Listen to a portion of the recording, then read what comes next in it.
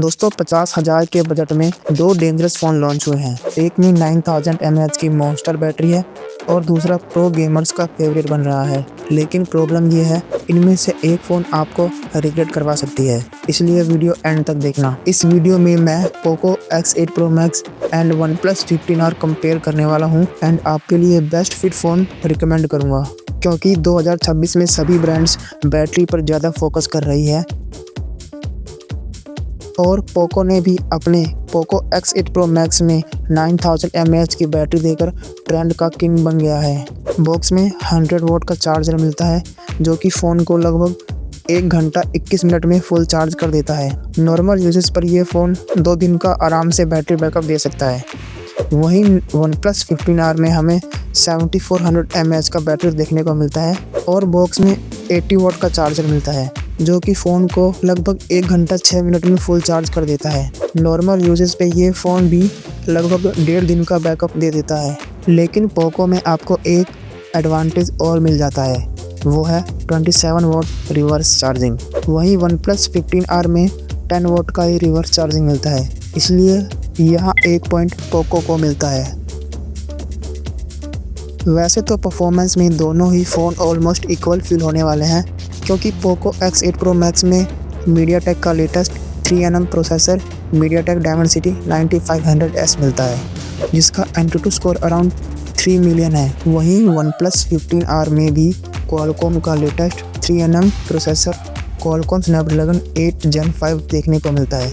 इसका भी Antutu score around 3 million ही है। लेकिन OnePlus में 2 एक्स्ट्रा एडवांटेज मिलता है, जो प्रोफेशनल गेमर्स या ई-स्पोर्ट प्लेयर्स के लिए वरदान साबित हो सकता है। इसके बारे में आगे वीडियो में बताऊंगा। दोनों ही डिवाइसेस में बाईपास चार्जिंग मिलता है और कूलिंग एंड थर्मल थ्रॉटलिंग को रोकने के लिए दोनों फ़ोन्स में 5700 mm² से ऊपर का massive liquid cooling vapour chambers दिए गए हैं। हैवी गेम्स खेलते समय लैग नहीं होगा और हीटिंग इशू भी नहीं होने वाला है। ओके, तो मैं यहाँ दोनों को ही एक पॉइंट देने वाला हूँ। यहाँ थोड़ा कन्फ्यूज़न होने वाला है। पोको का 12 256 GB वाला वेरिएंट अराउंड 43,000 में मिलता है, जबकि OnePlus का सेम वेरिएंट हमें 47,000 में देखने को मिलता है। सीधा 4 से 5,000 का गैप है। अगर बजट टाइट है तो Poco clearly better value for money है, इसलिए 1 पॉइंट पोको को मिलता है। रियर कैमरा दोनों में 50 MP primary sensor with OIS मिलता है। पोको में लाइट फ्यूजन 600 एंड OnePlus में Sony IMX 906। दोनों ही सॉलिड फ़ोटोज़ निकालते हैं। वहीं दोनों में 8 MP का अल्ट्रा वाइड का सेंसर है। दोनों से ही 4K 60 FPS तक वीडियो रिकॉर्ड कर सकते हैं। लेकिन OnePlus 15R में 4K 120 FPS स्लो मोशन मिल जाता है, जो प्रोफेशनल वीडियोग्राफर के लिए एक ग्रेट फीचर हो सकता है। लेकिन सबसे बड़ा फ़र्क है फ्रंट कैमरा में। पोको X8 Pro Max में standard 20 MP fixed focus selfie camera मिलता है। वहीं OnePlus 15R में 32 MP selfie camera with auto focus मिलता है और इसमें आप फ्रंट से भी 4K 30 FPS तक वीडियो रिकॉर्ड कर सकते हो। अगर आप कंटेंट क्रिएटर हो, व्लॉगर हो और कैमरा प्रायोरिटी है, तो OnePlus 15R क्लियरली बेटर है।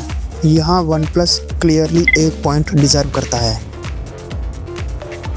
पोको में 6.83 इंच का 1.5K AMOLED display normal 120 hertz के साथ आता है। इसका 2000 नीट्स का high brightness mode outdoor direct sunlight में भी ब्राइट फील होता है।